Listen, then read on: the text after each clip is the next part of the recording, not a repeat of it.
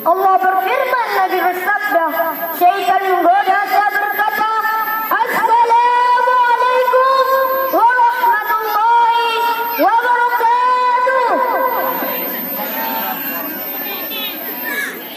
Alhamdulillah, Alhamdulillah Rabbil Alamin, wa bihi nasta'in ala umuri dunya wa'din.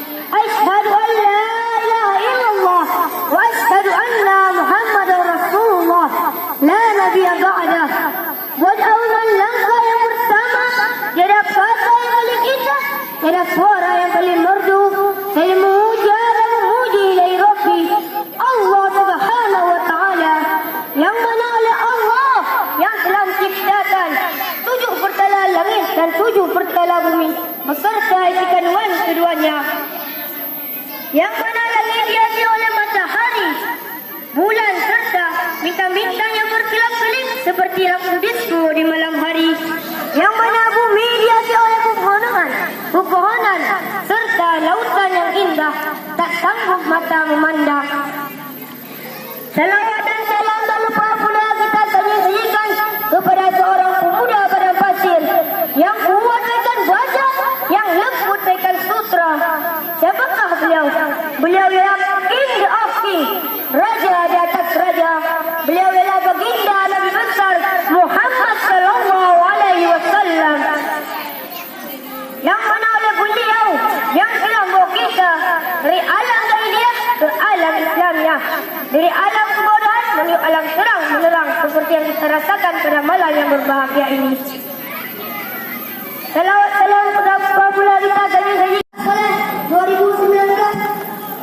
yang bapak ibu yang hadir di tempat yang berbahagia ini, dan penghormatan saya kepada teman-teman yang seperjuangan dengan saya, dan penghormatan saya kepada saudara-saudara yang sudi kuasai lidahnya hanya untuk memanggil nama baik saya guna untuk menyampaikan sebuah pidato yang bertema dekadansi moral remaja pada era globalisasi. Masyarakat muslimin rahimakumullah, krisis iman, krisis moral yang terjadi khusus pada hari ini, generasi yang diurus bangsa, agama dan negara, dan masa depan anak bangsa semua sangat terpengaruh dengan dampaknya era globalisasi. Sekilas kita bicara tentang teknologi, sangat perlu kita ketahui bagaimana perkembangannya, apa perubahannya, dan apa pula dampaknya.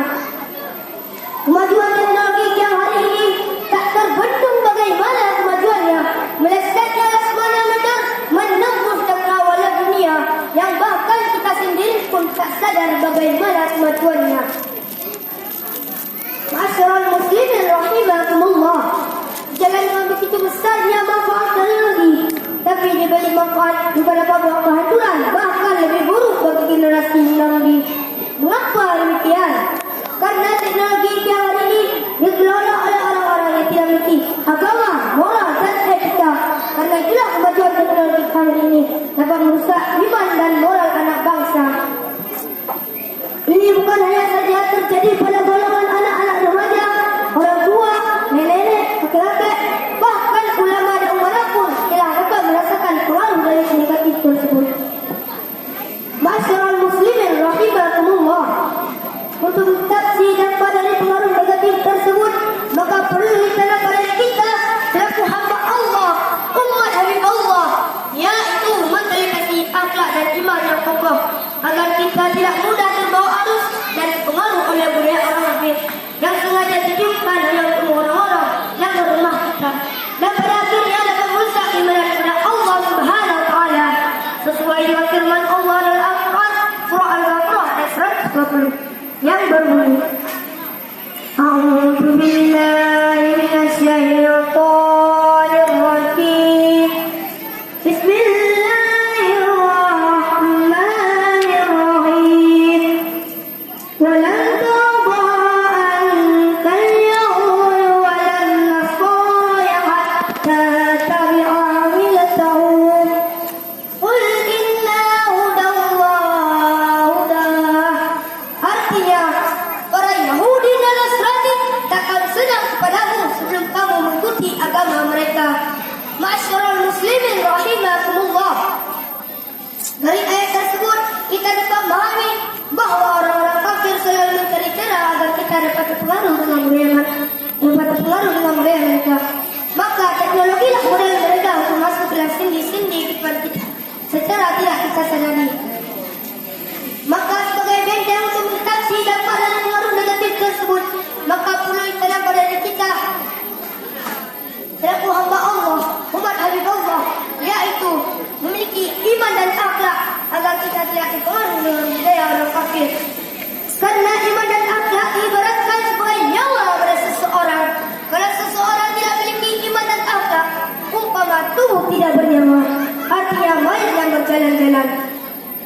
Nilai suatu bangsa bukan terletak pada bayangnya gedung pencakar langit, gemerlap nakhluk malam meriahnya tempat hiburan. Namun nilai suatu bangsa terletak pada keimanan dan ketakwaan kepada Allah Subhanahu wa taala. Kaum muslimin rahimakumullah, ponakan layu manakala akhirnya sedang kering. Jabatan akan makmur manakala suatu pondasinya sudah rapuh. Begitu pula suatu kaum muslimin sudah dipengaruhi dengan racun teknologi.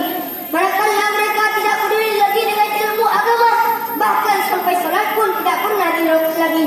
Masya Allah, mau dibawa ke mana generasi muda seperti ini? Ini salah siapa? Dengan saya kepada Tuhan, karena Tuhan tidak bisa menjawab.